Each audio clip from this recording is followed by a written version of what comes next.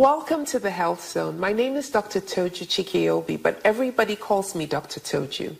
We have a terrific show lined up for you today. We will be talking about prostate cancer. It's a serious subject because prostate cancer is the top cancer in men in sub-Saharan Africa. On this show, though, today, we will learn all the different things that we can do to lower our risk for prostate cancer and to detect it early in the event that we have prostate cancer. So please don't go away. It's going to be a very valuable and important program for you. Stay with us.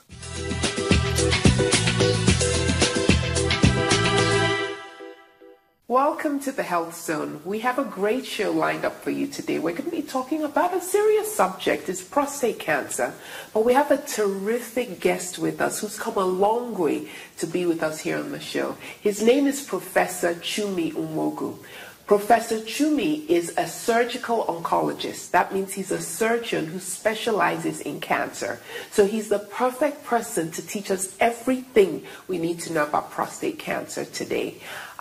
He is a professor at the Roswell Park Cancer Institute all the way in the United States. But he's also the CEO of the Lakeshore Cancer Center right here in Lagos, Nigeria. We're really honored to have him with us here on the show.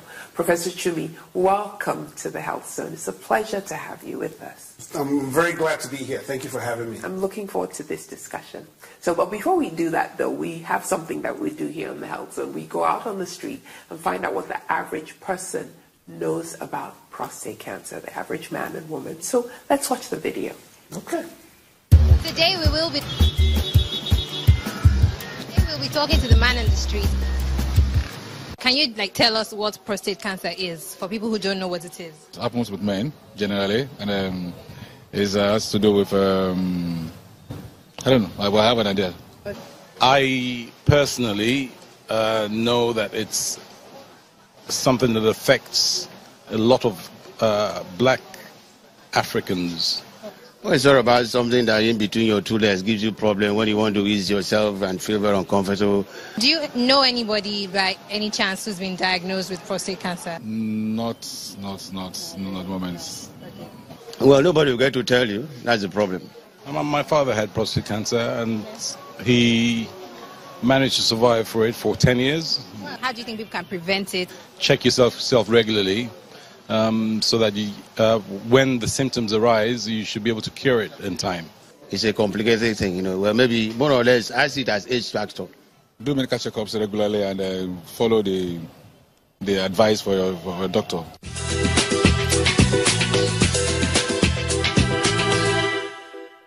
Professor Chumi, that was really interesting stuff we saw on the Man on the Street interview. And, a lot of issues were raised. Mm-hmm. A lot of things we need to clear up in the course of this discussion. So it's good. We know we know how much work we have to do, right? Yes. So I'll just, when people hear the word cancer, it's either don't mention it around me because that's going to jinx me, or it's like, I've heard of it, I really don't know what it is.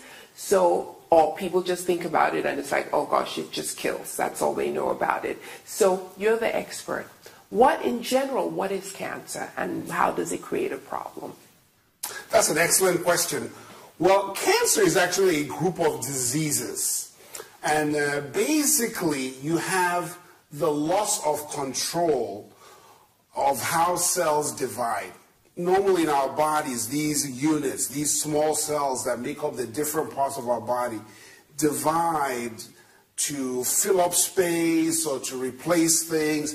And normally as they grow, when they have reached the proper size, they stop growing.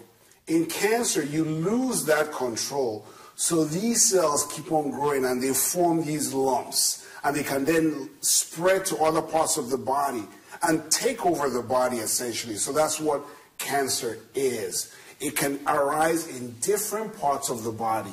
That's why you have prostate cancer or breast cancer or colon cancer. That's really what cancer is all about.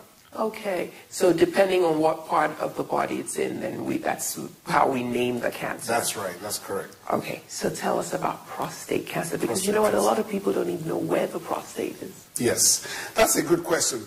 The prostate gland is a small gland. It's actually the size of maybe a palm kernel. It's located at the base of the bladder.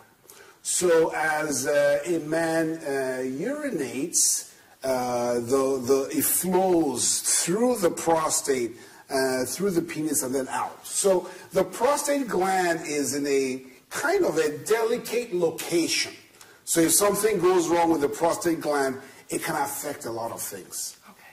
Now, prostate cancer, when it arises, it can cause a number of problems, like with passing urine.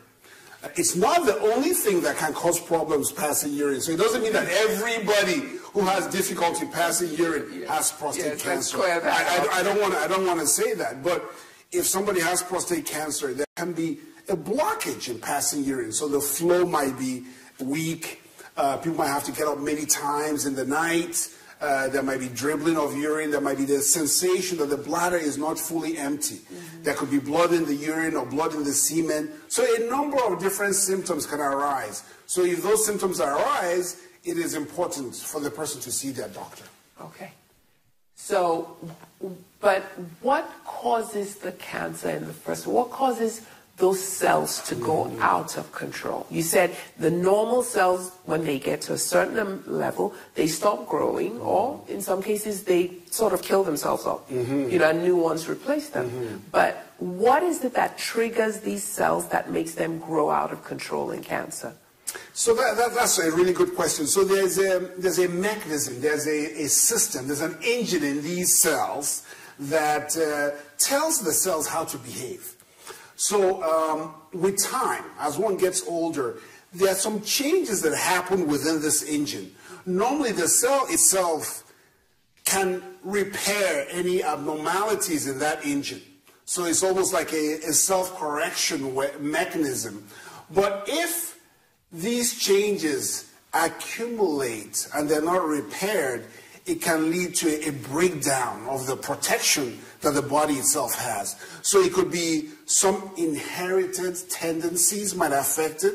It could be our exposure to different things in our environment, whether it's radiation, whether it's some infections, whether it's things that we put in our bodies. There are different things that can lead to the loss of that control of the cells. But to a large degree, nobody can say exactly why it happens.